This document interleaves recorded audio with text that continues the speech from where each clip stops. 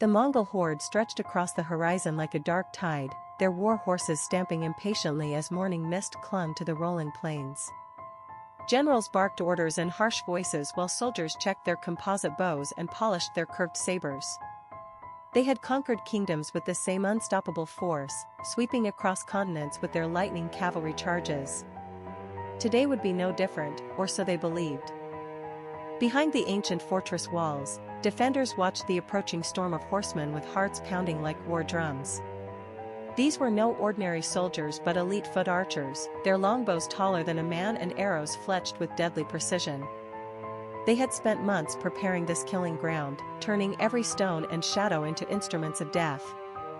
The Mongols would learn that speed meant nothing against perfect positioning.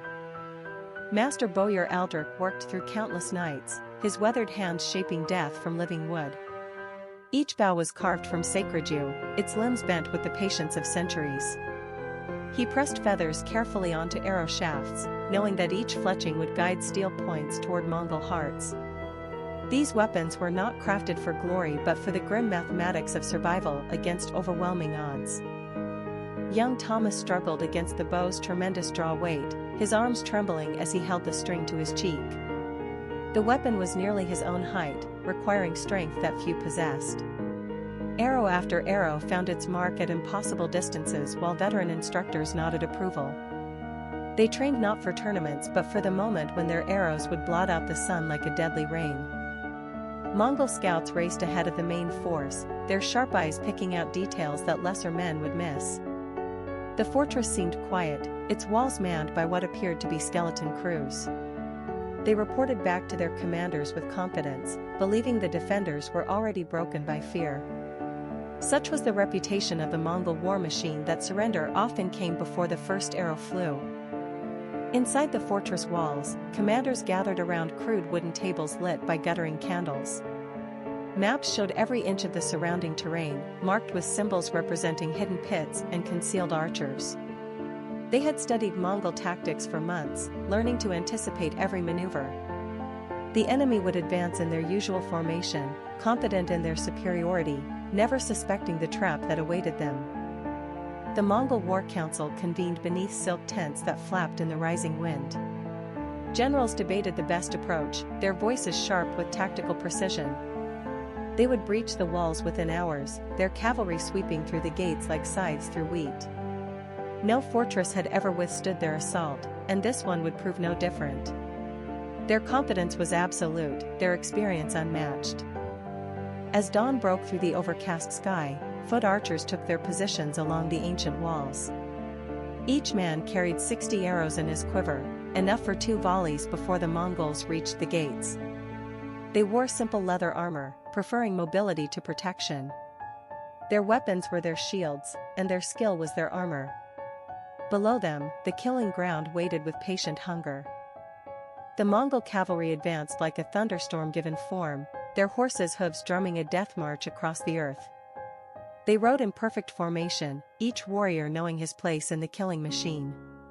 Banners snapped in the wind while curved sabers gleamed with deadly promise. The fortress walls grew larger with each passing moment, but still no defenders showed themselves.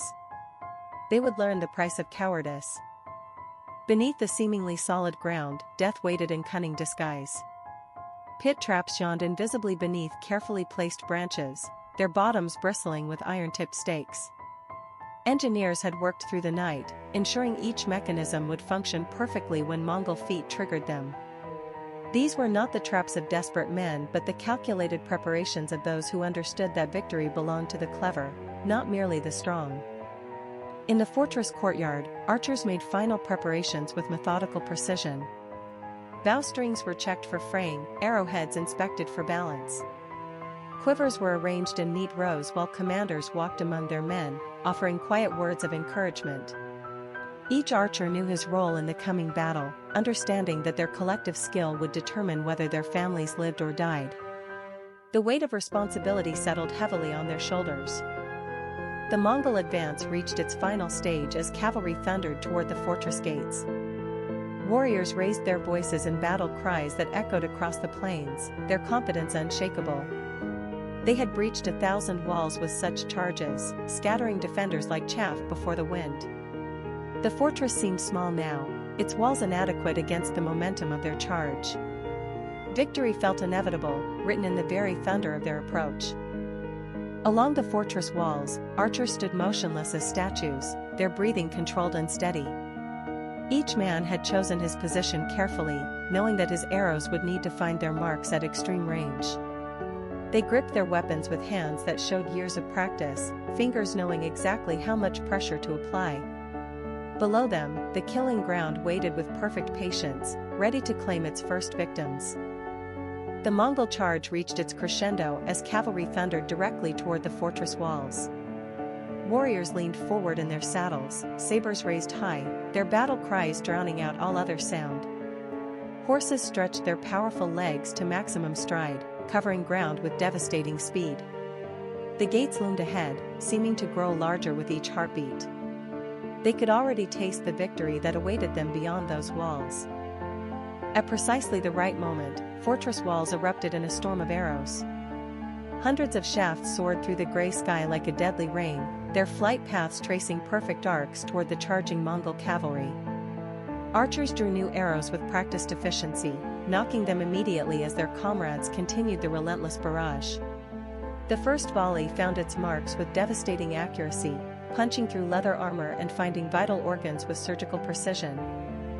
The Mongol charge shattered like glass struck by hammers. Warriors toppled from their saddles as arrows found their marks, their battle cries turning to screams of agony.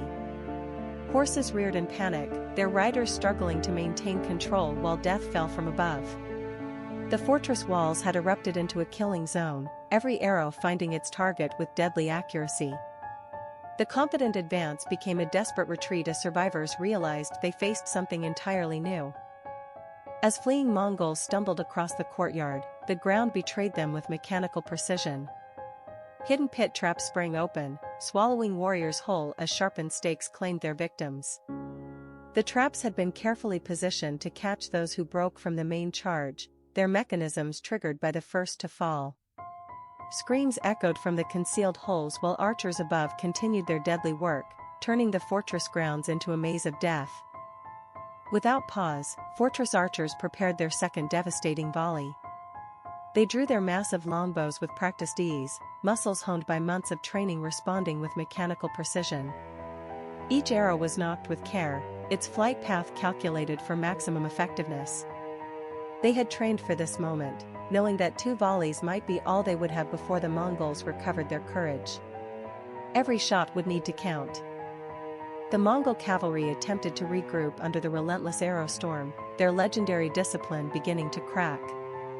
Warriors crouched behind their horses, using the animals as shields while commanders shouted conflicting orders. The defensive formations that had served them so well across continents now seemed inadequate against enemies who refused to fight by traditional rules. Arrows continued to fall like hail, claiming victims among both men and horses with equal impartiality. Fortress archers worked with mechanical efficiency, their months of practice showing in every movement. They retrieved arrows from their quivers with practiced ease, knocking each shaft with the same careful precision that had claimed so many Mongol lives. Their reloading was so smooth that it seemed choreographed, each man working in perfect synchronization with his comrades.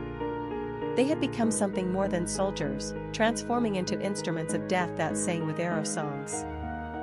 The killing zone claimed its victims with remorseless efficiency as Mongol warriors found themselves trapped between walls of arrow fire. Those who survived the first volleys fell to the second, their armor proving inadequate against the power of English longbows. The fortress had become a death trap, its walls bristling with weapons that could kill at impossible ranges. Warriors who had never known defeat now faced an enemy that seemed to anticipate their every move. The fortress courtyard became a graveyard for Mongol ambitions as casualties mounted with each passing moment. Fallen warriors lay scattered across the ground, their armor pierced by arrows that had traveled farther than any in living memory. The defensive preparations had proven their worth, turning what should have been a swift victory into a nightmare of death and confusion. Mongol commanders watched in disbelief as their finest warriors fell to an enemy that refused to engage in proper combat. Fortress archers maintained their deadly rhythm with the precision of master craftsmen, each arrow finding its mark with devastating accuracy. They had become living weapons, their longbows singing death songs that echoed across the battlefield. Crossfire patterns crisscrossed the killing zone, ensuring that no Mongol warrior could find safety. The walls had transformed into a fortress of arrows, each shaft carrying the weight of months of preparation and training. In desperation, Mongol commanders ordered one final charge through the arrow storm, hoping that sheer momentum might carry them to safety. Warriors pressed forward despite mounting casualties, their horses stumbling over the bodies of their fallen comrades. Arrows continued to fall like judgment from heaven, claiming victims among both the living and the dead. The charge became a suicide run as more warriors fell, their blood soaking into the earth they had come to conquer. Fortress archers had identified their targets with cold precision, focusing their deadly aim on Mongol commanders who directed the failing assault. Arrow after arrow found its mark among the leadership, removing the tactical expertise that had conquered kingdoms. Without their generals, the remaining warriors became confused and disorganized, their formations breaking apart under the relentless arrow storm. The killing zone had claimed its most valuable prizes, leaving only chaos in its wake. Mongol warriors found themselves trapped in a killing field of their own making, unable to advance toward the fortress or retreat to safety. Every direction offered only death from above, arrows falling with such density that the sky seemed to darken. The tactical superiority of the foot archers had transformed the battlefield into a slaughter pen, where Mongol speed and mobility meant nothing against stationary walls bristling with death. They had become the hunted rather than the hunters. Fortress archers prepared their final devastating volley with the calm efficiency of men who knew victory was assured. They had conserved their arrows carefully, understanding that this last barrage would break whatever remained of Mongol resistance. Each shaft was nocked with deliberate precision, its flight path calculated to maximize the destruction of what was left of the once mighty cavalry. The killing zone would claim its final victims before the sun set on Mongol ambitions. The Mongol cavalry broke completely under the relentless arrow assault, their legendary discipline shattering like glass. Warriors fled in panic, abandoning their horses and weapons in their desperate bid for survival. The battlefield became a scene of total tactical defeat, with Mongol blood soaking into the earth they had come to claim. The fortress walls had maintained absolute dominance, proving that superior tactics and preparation could overcome even the most feared military machine in history. In the courtyard below, Mongol prisoners were secured with methodical efficiency, their weapons confiscated and their hands bound with rough rope. Captured warriors sat in stunned silence, their confidence shattered by the impossible defeat they had suffered. The battlefield aftermath showed the true cost of their invasion, with hundreds of casualties littering the ground like broken dolls. Victory had come at a price, but the fortress defenders had proven that even the mighty Mongol horde could be stopped by superior preparation and tactics. Along the fortress walls, victorious archers allowed themselves quiet celebration, their faces showing relief rather than triumph. They had faced the most feared military force in the world and emerged victorious through skill and preparation rather than brute force. Each man understood that they had witnessed something historic, a battle that would be remembered for generations. The killing zone had served its purpose perfectly, transforming desperate defenders into legendary heroes. Master Bowyer Aldrich examined the battle-damaged longbows with the careful eye of a craftsman who understood that each weapon had saved lives. Strings showed signs of stress while wooden limbs bore the scars of repeated firing. He would spend weeks repairing these instruments of victory, knowing that they had proven their worth beyond any doubt. The weapons that had stopped the Mongol tide would be restored to even greater effectiveness, ready for whatever challenges the future might bring. Young Thomas received his military commendation with quiet dignity, his hands still bearing the calluses of countless hours spent drawing massive longbows. Commanders acknowledged his exceptional performance with formal ceremony, recognizing that his arrows had claimed more Mongol lives than any other single archer. The young man who had struggled against bow draw weights months earlier had become a hero whose skill had helped save his homeland from destruction. His journey from apprentice to warrior was now complete. Fortress engineers worked tirelessly to repair defensive positions damaged during the Great Battle, their skilled hands restoring stone walls to their former strength. Arrow holes were filled while new mortar holes were carved to improve fields of fire. The killing zone that had proven so effective would be enhanced and improved, ensuring that any future attackers would face even deadlier obstacles. The fortress was not merely being repaired but transformed into an even more formidable bastion of resistance. Mongol prisoners underwent careful interrogation as fortress commanders sought tactical intelligence about enemy movements and plans. Captured warriors revealed information about troop strengths and supply lines, their confidence in Mongol invincibility finally shattered. Commanders studied maps with new urgency, understanding that this victory had bought them valuable time to prepare for future threats. The intelligence gathered would prove invaluable in strengthening defenses against whatever armies might come next. In the fortress courtyard, a solemn memorial service honored the fallen defenders who had given their lives during the Great Battle. Stone markers bore the names of brave men whose arrows had helped turn back the Mongol tide. Military personnel stood in respectful silence, understanding that victory had come at a terrible cost. Each marker represented a family's loss and a kingdom's salvation, the price of freedom paid in blood by ordinary men who had become extraordinary heroes. Fortress walls buzzed with activity as engineers installed improved arrow loops and strengthened defensive positions with innovative new designs. The lessons learned from the Great Battle were being implemented with ruthless efficiency, ensuring that future attacks would face even deadlier obstacles. Stone fortifications were reinforced while new killing zones were planned and constructed. The fortress was evolving into something unprecedented, a military installation that could withstand any assault through superior engineering and tactical preparation. Master bowyer Aldrich worked on specialized armor-piercing arrows designed to penetrate even the heaviest Mongol armor with devastating effectiveness. Each shaft was carefully balanced while arrowheads were forged from the finest steel available. The new weapons incorporated lessons learned from the recent battle, ensuring that future conflicts would see even greater casualties among enemy forces. Innovation and tradition combined to create instruments of war that would protect the realm for generations to come. Young archer Thomas now trained new recruits in the courtyard where victory had been won, his experienced hands guiding eager students through proper bow techniques. He taught them the same skills that had saved the fortress, emphasizing the importance of patience and precision over brute force. The killing zone tactics were passed down to fresh generations of defenders, ensuring that the knowledge gained through bloodshed would not be forgotten. Each new archer learned that they were part of something greater than themselves.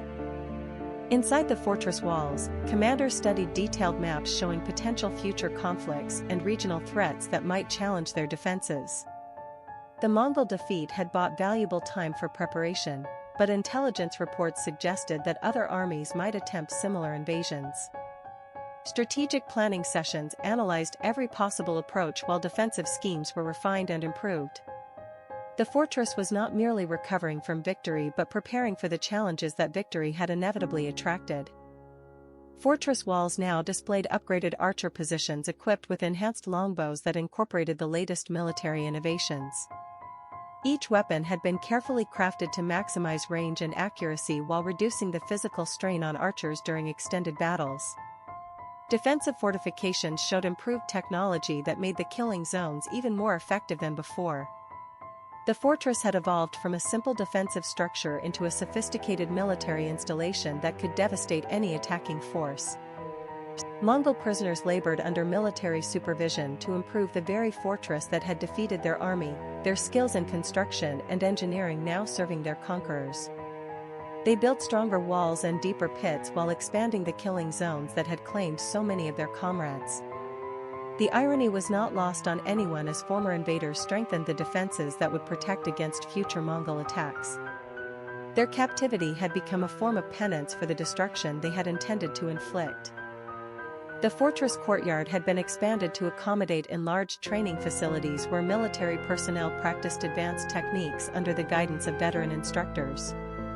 Enhanced equipment displays showed improved weapons and armor that incorporated lessons learned from the Great Battle. Archers trained with specialized targets while engineers tested new defensive mechanisms. The fortress was becoming a center of military excellence, attracting warriors from distant lands who sought to learn the secrets of defeating seemingly invincible enemies. Master Boyar Aldrich presented his latest weapon designs to military commanders, showcasing advanced military technology that promised even greater effectiveness against future threats. His new longbows featured improved draw mechanics while specialized arrows incorporated cutting-edge metallurgy. The fortress workshop displayed innovative equipment that represented months of careful development and testing. Commanders recognized that these weapons would ensure their continued dominance against any army foolish enough to challenge their defenses.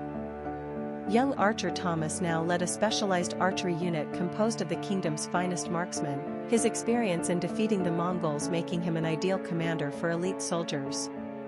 He trained them in advanced formations and specialized tactics that maximized the effectiveness of their deadly weapons. The fortress walls displayed advanced military formations that incorporated multiple layers of killing zones. Under his leadership, the archery corps had evolved into a professional military unit capable of devastating any enemy force.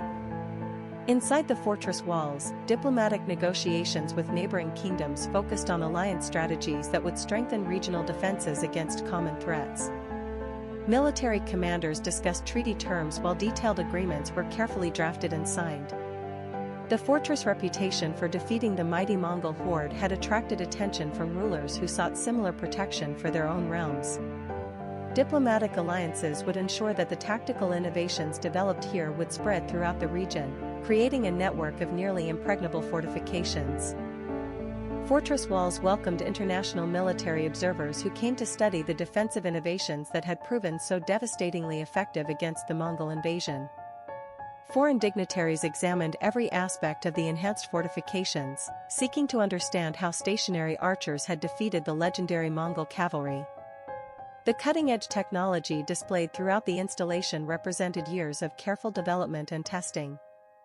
These visitors would return to their own kingdoms with knowledge that could reshape military tactics across the entire region. The fortress courtyard had been transformed into an expanded military academy where students from across the realm learned advanced defensive techniques from specialized instructors. Tactical warfare was taught with emphasis on the innovations that had turned back the Mongol tide. Students practiced with the same weapons and equipment used during the Great Battle, understanding that they were learning methods that had already proven their worth in combat. The academy would ensure that future generations of defenders could protect their homeland against any threat. Master Boyar Aldrich received royal recognition for his military innovations that had saved the kingdom from Mongol conquest, the craftsman being honored by kingdom leadership in a formal ceremony within the fortress walls. His revolutionary bow designs and arrow technology had proven instrumental in creating the killing zones that had devastated the enemy cavalry. The recognition was well-deserved, acknowledging that his skill and dedication had transformed simple weapons into instruments of national salvation. His legacy would be remembered alongside the greatest heroes of the realm. Young archer Thomas was knighted for his exceptional military service that had helped save the kingdom from Mongol invasion, the soldier receiving the highest honor his realm could bestow during a formal ceremony in the fortress courtyard.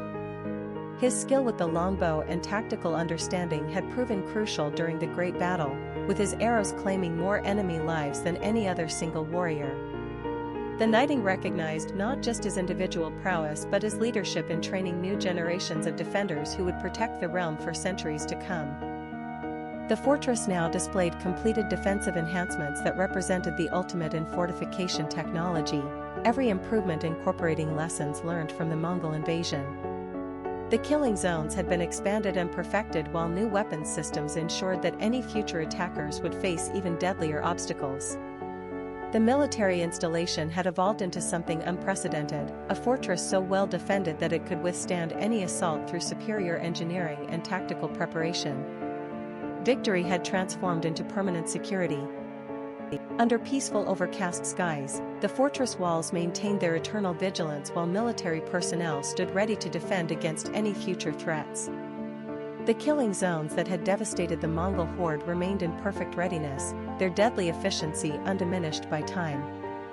The fortress had become more than a military installation, evolving into a symbol of what skill and preparation could achieve against overwhelming odds. The secret weapon that the Mongols had never seen coming would forever guard the realm against invasion.